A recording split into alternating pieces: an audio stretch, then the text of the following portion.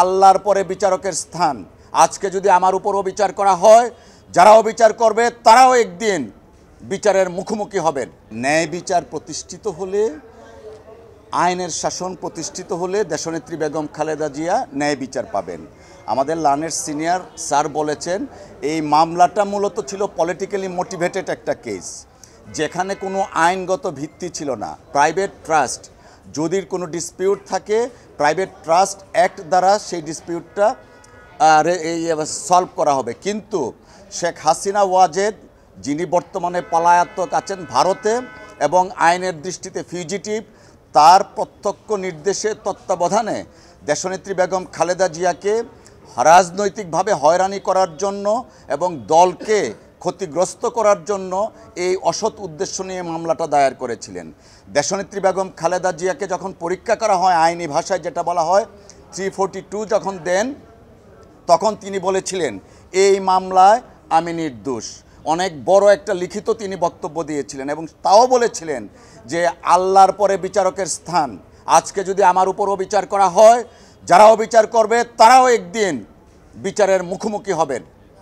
তো আজকে দেশনেত্রী বেগম খালেদা জিয়া 2018 সনের সেই আর্জ আজকে প্রমাণিত হয়েছে।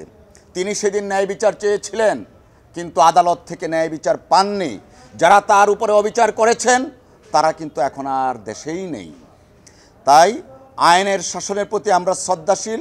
দেশনেত্রী বেগম খালেদা জিয়া আজকের এই শর্ট জাজমেন্ট যেটা বলেছেন মহামান্য আদালত আপিল অ্যালাউ করেছেন, আমরা সন্তুষ্ট এবং ন্যায় বিচার দেশনেত্রী বেগম খালেদা জিয়া পেয়েছেন আজকের এই রায়ের মাধ্যমে। দুদকের বক্তব্য যা ছিল, মূলত দুদক যেটা বলতে চেয়েছিল যে এই টাকার যে তসরুফের ঘটনাটা, বেসিক্যালি এখানে ডিসপিউটেড ছিল 1,35,00,000 টাকা। সেই 1,35,00,000 টাকা মেট্রো ম্যাকাস দিয়েছে এবং শাহজালাল ইসলামী ব্যাংকের পে অর্ডারের মাধ্যমে দিয়েছে। সেই ব্যাংকের যিনি কর্মকর্তা পে অর্ডারটা রিসিভ করেছেন, তিনিও সাক্ষ্য দিয়েছেন, 15 নম্বর সাক্ষী আইও এবং ইনফরমেন্ট এই মামলায় তিনিও বলেছেন বেসিক্যালি হচ্ছে দেয়ার ইজ, মানে এই কেসটা ছিল নো এভিডেন্সের উপর ভিত্তি করে। শেখ হাসিনা ওয়াজেদ তার ক্ষমতা শো করার জন্য দেশনেত্রী বেগম খালেদা জিয়ার বিরুদ্ধে এইরকম একটা কনকক্টেড ফলস মামলা দায়ের করেছিল।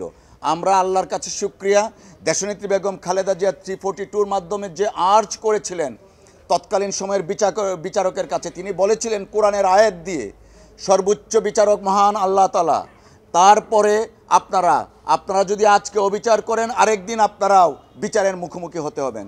সেই আর্জটা আল্লাহ শুনেছেন এবং তিনি আজকে ন্যায় বিচার পেলেন সমস্ত আসামের খালেদ। আচ্ছা, আপনি যে মাসুদ